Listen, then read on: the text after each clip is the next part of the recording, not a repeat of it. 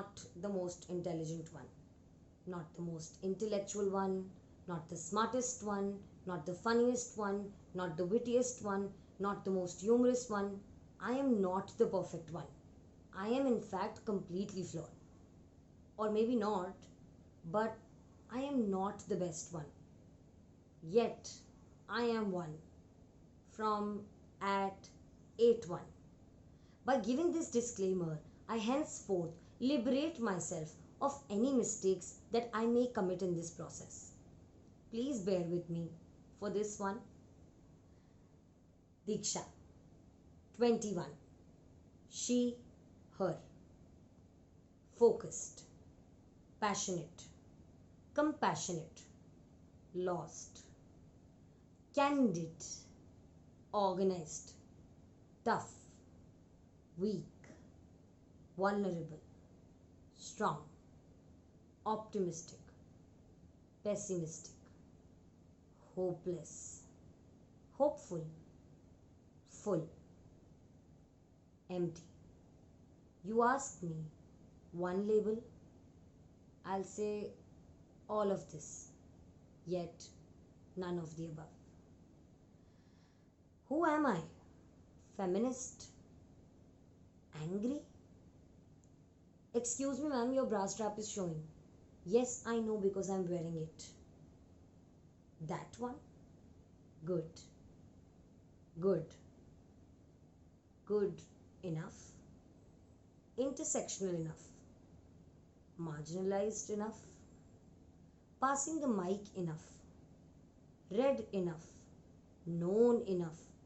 Recognized enough. Heard enough. Vocal enough. Shy enough. Oppressed enough. Qualified enough. Intellectual enough. Jargon enough. Accessible enough. Aware enough. Are my experiences enough? Am I enough? Will I ever be enough? Diksha, on most days, wants to move the universe, turn systems upside down, smash patriarchy, break the ceiling, bring equitable governance, accessible mental health, accessible awareness, systems to sustain this awareness, nutrition for all, hygiene for all, shelter for all, sustainability for all, security and safety for all, resources, equitable distribution of resources for all, choices and sufficient choices for all.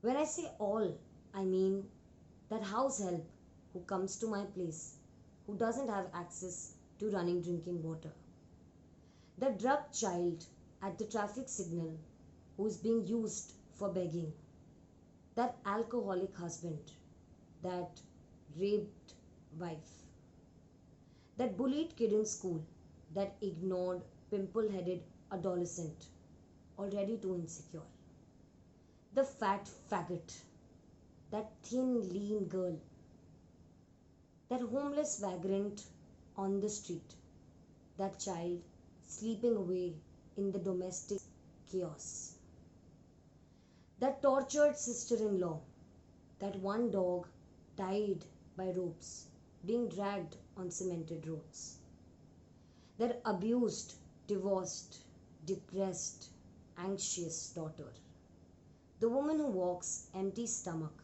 5 kilometers to earn 30 rupees for washing utensils twice daily, that everyone unknown or not yet known, perceived as normal, silent, ignorant, patriarchal, naive, oppressed, oppressor, victim,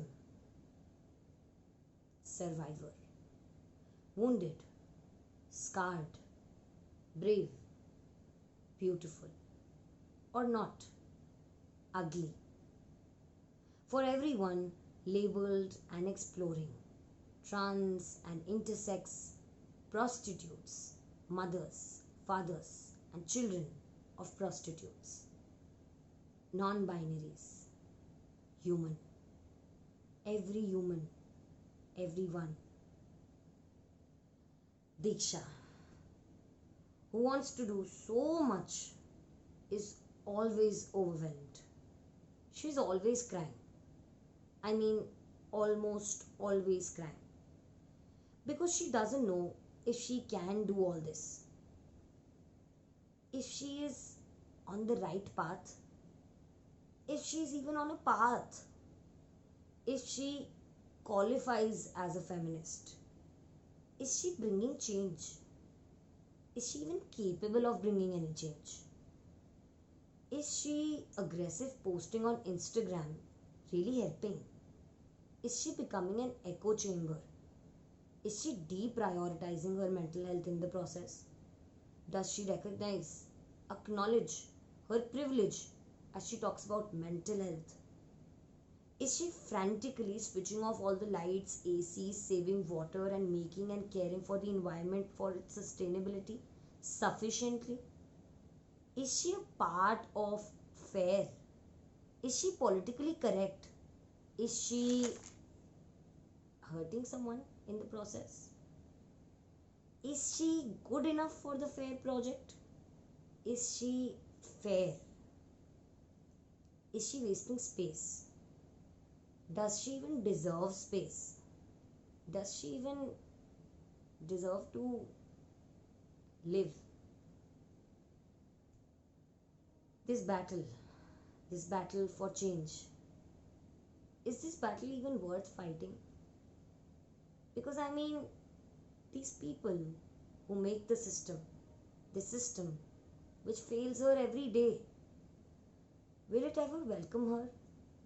Listen to her? Talk to her?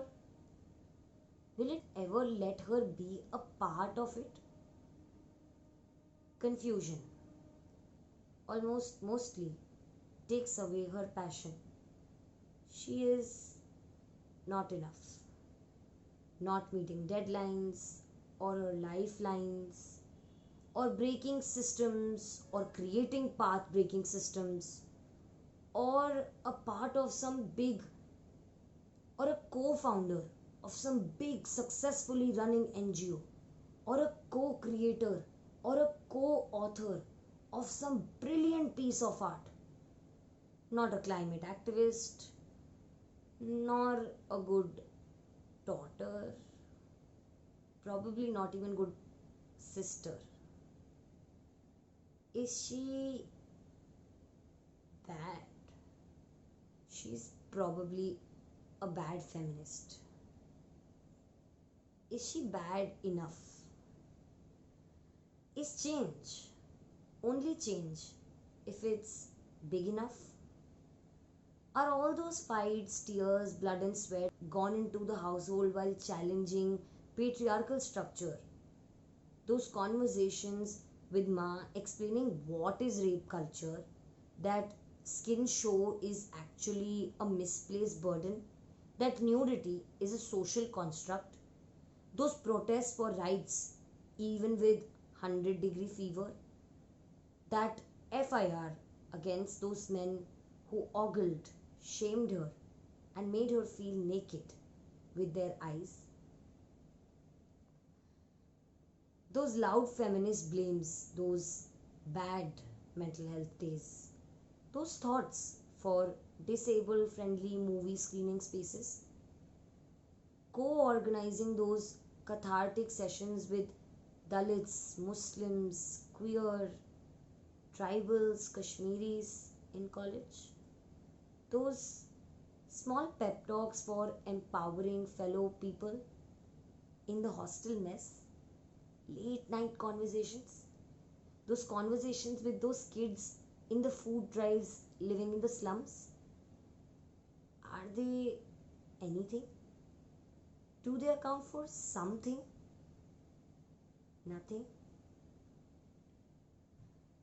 Can I only be a change maker if one labels me as one, or if I, she, we, me, they, them, everyone's everyone, no one's no one, none, or someone bringing a thought against the norms. A tiny rebel, the one expressing away, or that one silent one. Are we not all change makers enough? I mean, are we not change makers? Are we not? We are. We are all proud, moved, moving, unaccomplished, hopeless, hopeful, troubled, troubling, confused, nowhere, somewhere, roaring, weeping, disordered, dysfunctional, disabled, dissing the fascist governments, nowhere, somewhere, with ourselves, even with just ourselves, with that one thought for change. We are all change makers. I see you.